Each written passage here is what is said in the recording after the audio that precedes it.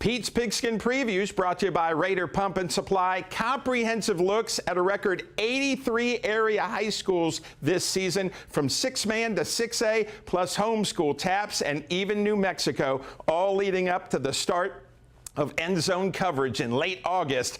Time to preview another school. Remind us how Lovington finished up last year.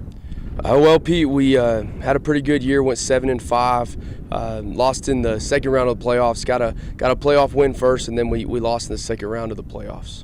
And what's the attitude been like this summer as you guys get ready to come back? I think they're hungry. I think they want to do a good job. We all are, trying to make little adjustments. Of course, when you lose a class like we lost last year, just a really, really solid class of really good leaders, you're looking for leadership. I know our guys are always going to work hard. I know they're always going to do the right thing. And so now we're just looking for guys to take that next step in their development as leaders.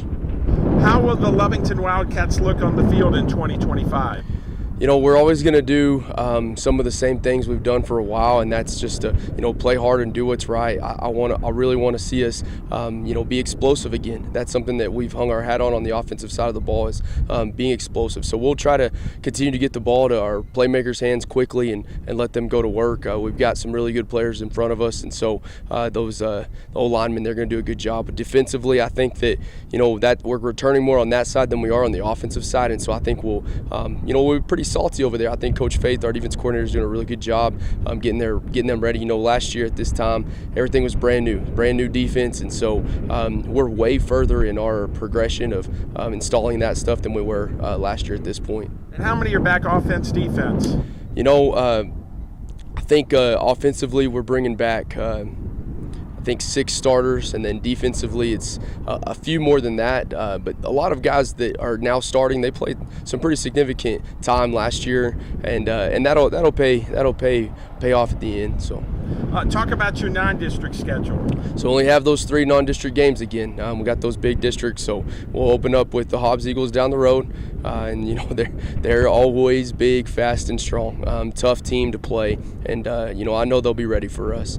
And then we get to host Portales, and that's always a tough one. They're one of the best teams in the Class 4A, and then we'll get Carlsbad here at home. And last year that was a barn burner, and so I know again they'll be hungry to get after us. So we're going to have to be ready. And then talk about district. Yes, sir. We talked about at this point last year that we're talking about our district being the SEC, of the South, like everybody was talking about that, and it kind of played out that way. Almost every single team in our district made the playoffs. We beat each other up like crazy. We were able to knock off some of the better teams, and then we took some shots. We lost to Artesia, and then we lost 3 more, but by a total of 9 points. And so those games were all tough. Every single one of them was a tough battle, and I don't expect anything different. I think everybody in the district lost some really good players, leaders on their teams, and so including us. And so it'll kind of come down to who can replace those guys the best. And then, Coach, nobody's got a blue field. Can you just talk about the perks of having a blue field? It's just special. Like you just said, nobody else has it. And so I think it gives us that little bit of edge. You come play on the blue field, it feels like, you're playing in Jerry's World or something maybe. I don't know, but it gives you something, a bit of an edge. And I think that, our guys are used to it.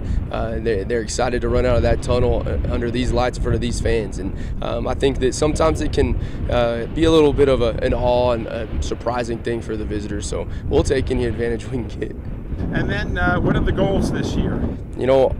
I just want to see us continue to play as hard as we did last year. That was something that, I was so proud of that team. 7-5 is not the standard in Lovington, New Mexico. Winning a blue trophy is, and that'll always be our goal. That's our goal again this year. Our goal is to win a blue trophy. It will always be to try to put another number behind that stadium.